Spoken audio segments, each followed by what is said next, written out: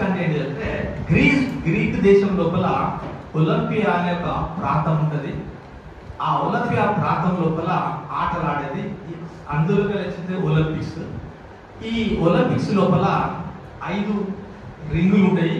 ఈ 5 రింగులు ఏంటిదంటే blue, yellow, green, black, red. Blue, yellow, black, green, red, BYBGR అంటాం మేము. ఇది W షేప్ ఉంటుంది, వరల్డ్ అంటాము. ఒక్కొక్క దేశం, ఒక్కొక్క కాంటినెంట్, ఒక్కొక్క దేశం ఇండికేషన్. 5 ఉన్నాయి, మరి 7 ఖండాలు కదా అన్నప్పుడు సౌత్ అమెరికా, నార్త్ అమెరికా 2 కలిపి 1 అమెరికా కింద ట్రేడ్ చేసిండ్రు. అంటార్కిటికా పార్టిసిపేషన్ లేదు కాబట్టి దాన్ని తీసేసి డీల్ చేసి మొత్తం 5 కాంటినెంట్లు. నంబర్ 1. నెక్స్ట్ ఏంటంటే ఒలింపిక్స్ అనేది గ్రీస్ వాళ్ళది. ఫస్ట్ మార్చ్ 1 లోపల వాళ్ళే ఉంటారు, పోస్ట్ లాస్ట్ ఉంటుంది. తర్వాత ఈ ఒలింపిక్స్ లోపల ఫస్ట్ పథకాలు ఇచ్చినప్పుడు ఏమి ఇచ్చేదంటే వాళ్ళకి పథకాలు కాదు, అక్కడ నాకుడుగా ఒలింపిక్స్ జరిగేది. ఆ ఒలింపిక్స్ లోపల ఇచ్చే పథకం ఏంటిదంటే గోల్డెన్ యాక్స్ తోని ఆలివ్ ట్రీని కొట్టి ఆ ఆకులు తలకు పెట్టారు. ఆ gold medal, bronze medal, silver medal పైన ఉన్న ఆ ఫిగర్ అదే తలకు ఆకులు ఉంటుంది, అది ఆలివ్ ట్రీ లీవ్స్ అంటాం. ఇప్పుడు ఇచ్చేదంటే గోల్డ్ మెడల్, ఆ తర్వాత మేల్, తర్వాత ఫిమేల్. మనకు ఫస్ట్ ఇప్పటికీ ఇండియాకు ఫస్ట్ ఎవరంటే నార్మన్ ప్రిచర్డ్ రికార్డే ఉన్నారు. ఆ నార్మన్ ప్రిచర్డ్ ఎవరంటే ఆంగ్లో ఇండియన్, అంటే మన ఇండిపెండెన్స్ రాకముందు ఆయన రికార్డే మన ఇండియాలో అన్నమాట. వాస్తవంగా ఏంటంటే ఇప్పుడు మనకు అదృష్టం ఏంటంటే బిర్సా ముండా అనే ఒరిస్సా లోపల, ఒరిస్సా ముఖ్యమంత్రి, ఆయన కాళ్ళు కడిగి నెత్తిన పోస్తారు అట్లా వ్యక్తి. హీఈస్ ఏ హాకీ ప్లేయర్.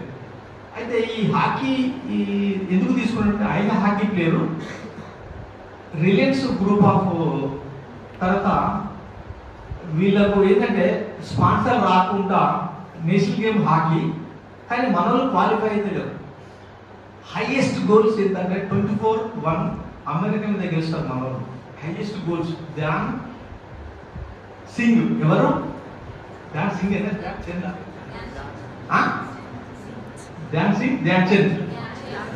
ధ్యాన్ సింగే. ఆయన రాజ్పూత్ సింగ్ వస్తుంది, చంద్ ఎందుకు వస్తుంది చెప్తాను నేను మళ్ళీ. అయితే ఆయనే రికార్డ్, అంటే ఆ విధంగా ఆడిన క్రీడాకారులు. అయితే మనలు ఒలింపిక్ క్వాలిఫై కావాలి, సహారా గ్రూప్ ఆఫ్ ఇండస్ట్రీ వాళ్ళు ఎందుకు తగ్గిపోతున్నాక నెక్స్ట్ ఈ క్వాలిఫై కావాలి మన వాళ్ళు. ఈ ఎవరైతే నవీన్ పట్నాయక్ ఉన్నాడో ఒరిస్సా ముఖ్యమంత్రి, ఆయనే ఈ స్పాన్సర్ ఆయన చేస్తాడు.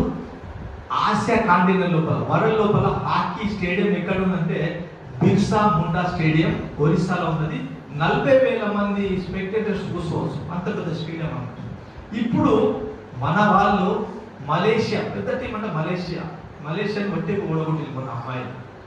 అయితే దానిపైన ఏం రాదు, ఎవరో గోరాడా దాని మీద వస్తాం. అంటే మన పథకాలు, మన నేషనల్ గేమ్ హాకీ, ఆ నేషనల్ గేమ్ హాకీ పక్కా పెట్టి. అయితే ఇది దురదృష్టం ఏంటంటే 1928 జర్మనీలో అంతా ఉంటే ఏమైందంటే హిట్లర్ పిలుస్తాడు ఎవరిని, ధ్యాన్ సింగ్ పిలిచి అరే ఆ స్టిక్ తీసుకొని ఇంకో స్టిక్ ఇస్తాడు, ఆయన గోల్స్ కూడా చేస్తూ ఉంటాడు.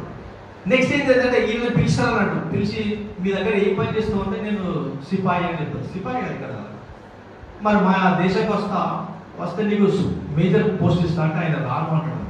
అంటే ఆయనకున్న దేశభక్తి మనం అందరం ఈరోజు మనం గుర్తించుకోవాలి, గర్వించదగ్గ విషయం.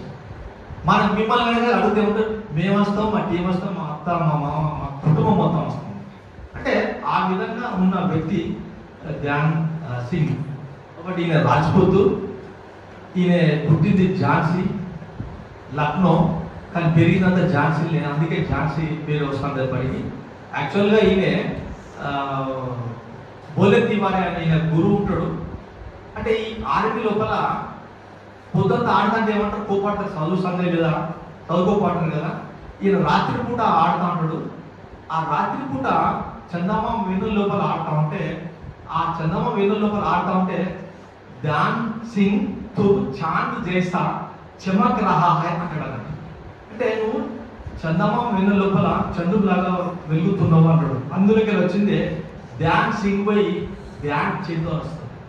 అందుకే ఫస్ట్ కంటిన్యూగా మనం ఆయన పీరియడ్ లోపలనే మన ఒలింపిక్ పథకాలు గెలుచుకున్నాము.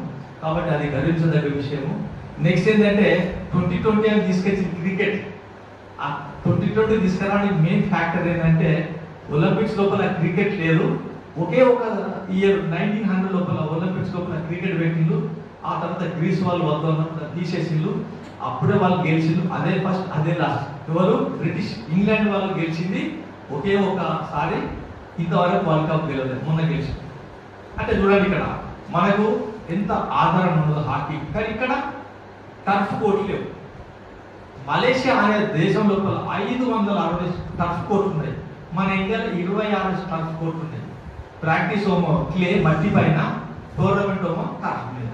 వీళ్ళు స్కిడ్ అయి పడతా ఉంటారు. ఇది కారణం. కాబట్టి మనం డెవలప్ కావాలంటే ఏం చేయాలి? మనం నెక్స్ట్ 2036 మనం కూడా బిడ్డుకు వెళ్ళి తెలుసు తెలియదు. 2036 ఒలింపిక్స్ కండక్ట్ చేస్తామని బిడ్డుకి ఇచ్చింది. అది కాదు, అనుకున్నంత ఈజీ కాదు. మన దగ్గర ప్లేయర్ లేరు ఒకటి, దానికి తగ్గట్టు ఇన్ఫ్రాస్ట్రక్చర్ అసలే లేదు. 1982 నేషనల్ గేమ్స్ అప్పటి నుంచే కొంత ఇన్ఫ్రాస్ట్రక్చర్ మనకు డెవలప్ అయింది. పాటియాల లోపల, పంజాబ్ లోపల అక్కడ అన్ని ఫెసిలిటీస్ కల్పించింది. ఆ ఫెసిలిటీస్ కల్పించడం వల్ల ప్రొడక్షన్ ఎక్కువైంది. కానీ ఇప్పుడున్న ఎడ్యుకేషన్ పాలసీలు బాగుంది. 2020 education policy Telugu, Hindi, English, maths, science, social ఏదో ఏ విధంగా ఉంటుందో అదే విధంగా ఫిజికల్ ఎడ్యుకేషన్ కూడా సబ్జెక్ట్. మీకు తెలుసో తెలియదో, ఉక్రెయిన్ దేశస్థుడు సెర్జీ బుక్కా, అంటే అప్పుడు సోవియట్ యూనియన్ దేశం ఉండే, అయితే Telugu, Hindi, English, maths, science, social ఎప్పుడు యూరోపియన్ కంట్రీస్ లోపల ఫిజికల్ ఎడ్యుకేషన్ కూడా ఒక సబ్జెక్ట్ అని. ఆ సబ్జెక్ట్ ఫెయిల్ అవుతాడు ఆ సెర్జీ బుక్కా అనే అతను. ఫెయిల్ అయినాక ఏం చేస్తాడు? మనం ఫెయిల్ అయితే ఇండియా కూర్చొని ఏడుతా ఉంటాడు. కానీ యూరోప్ వాళ్ళు అట్లా కాదు, కష్టపడతారు. నేను ఎందుకు ఫెయిల్ అయినా అని ఫిజికల్ ఎడ్యుకేషన్ సబ్జెక్ట్ ఫెయిల్ అయినా కానీ ప్రాక్టీస్ చేస్తాను. ఈ ప్రాక్టీస్ చేసే క్రమం లోపల ఒక మంచి మాస్టర్ వచ్చి పోల్ వాల్ట్ నేర్పిస్తాడు. అప్పుడు ఫస్ట్ నేషనల్ గెలుస్తాడు, ఆ తర్వాత ఇంటర్నేషనల్ గెలుస్తాడు, ఆ తర్వాత ఒలింపిక్ పోతాడు, ఆ తర్వాత 7 times ఒలింపిక్ లో 7 times వరల్డ్ రికార్డు ఆయన వరల్డ్ రికార్డును బ్రేక్ చేసింది ఎవరు అంటే సెర్జీ బుక్కా, ఉక్రెయిన్ దేశస్థుడు, పోల్ వాల్ట్ లోపల. అంటే ఇక్కడ మీరు తెలుసుకోవాల్సింది ఏంటంటే failures are stepping stone for success. అంటే ఓటమి గెలుపుడు నాకు, కానీ మనం అట్లా చేయమే. ఎందుకు ఫెయిల్ అని పక్కన కూర్చొని ఇంత ఏడ్చుకుంటా దేవుని తిట్టుడు ఇవన్నీ నో. ఇట్లా ఎక్కడ ఫెయిల్ అన్నాం, ఏ విధంగా ఫెయిల్ అన్నాం, దీనిపైన కొంచెం అవేర్నెస్ కనుక ఉండేది ఉంటే మనలందరూ సక్సెస్ అవుతారు. మన దగ్గర ఫిజికల్ కానిస్టేబుల్ కోసం మనకు క్యాంపస్లో చాలా మంది ప్రాక్టీస్ చేస్తూ ఉంటారు. రేపు అనేది ఇవాళ వస్తారండి, రేపు ఆయనకి ఈవెంట్ ఉంటుంది, మనం పరిగెత్తాలి. అట్లా పరిగెత్తారు సార్, స్పేస్ ఉంటే ఆ విధంగా పరిగెత్తగలుగుతా. దానికి ప్లానింగ్ అనేది చేసుకోవాలి, పీరియడైజేషన్ అనేది చేసుకోవాలి. అప్పుడు మీరు సక్సెస్ అవుతారు. Yes, any doubt, any question? Yes. ఇప్పుడు ఒలింపిక్స్, పారా ఒలింపిక్స్ అని చెప్పినాయి కదా. ఈ పారా ఒలింపిక్స్ ఏంటి అంటే ఎవరైతే యుద్ధం లోపల గాయపడి అంగవైకల్యం పొందుతారో నంబర్ 1. నంబర్ 2 ఏంటంటే పుట్టుకతో అంగవైకల్యం ఉంటారో వాళ్ళకు మా ఆటలు అన్నప్పుడు ఒలింపిక్స్ దాన్ని ప్యారల్గా పారా ఒలింపిక్స్ సమాంతరంగా తీసుకొస్తాం. అయితే ఈ పారా ఒలింపిక్స్ ఏంటంటే మన ఇక్కడ వర్ధనపేట కాన్స్టిట్యూన్సీ అమ్మాయి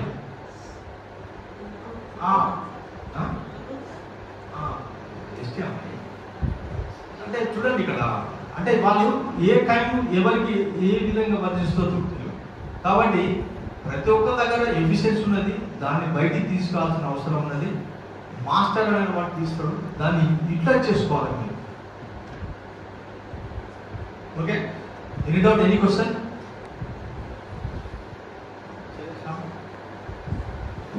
మీరు సందేహాలు, డౌట్స్ ఏమి?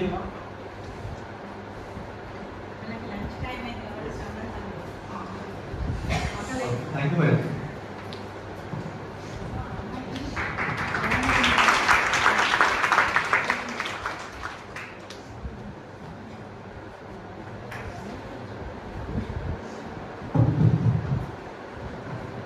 Thank you. Thank you very much doctor Surendra garu. ఇంతకుముందు చెప్పినట్టు పారా ఒలింపిక్స్లో మన స్టూడెంట్ అంటే కాకతీయ యూనివర్సిటీ స్టూడెంట్ జివాజీ దీప్తి పారా ఒలింపిక్స్లో గోల్డ్ మెడల్ సాధించింది. It's a great credit to Kakatiya university. ఎక్కడ ఫోటోస్లో చూసినా ఓటింగ్ దాంట్లో ఆ అమ్మాయి దే ఉంటుంది జివాజీ. So it's an essential thing అనేది మనకి చాలా క్లియర్గా సార్ చెప్పారు. సార్ చెప్పినట్టు వాకింగ్తో స్టార్ట్ చేయండి. సో దీంతో మీరు కాన్సన్ట్రేషన్ ఇంప్రూవ్ చేసుకోవచ్చు మేము డైలీ క్లాస్లో చెప్పినట్టు. So on this occasion from the department of chemistry we offer a small felicitation to Surendra sir. I request all the faculty members to come on to the right.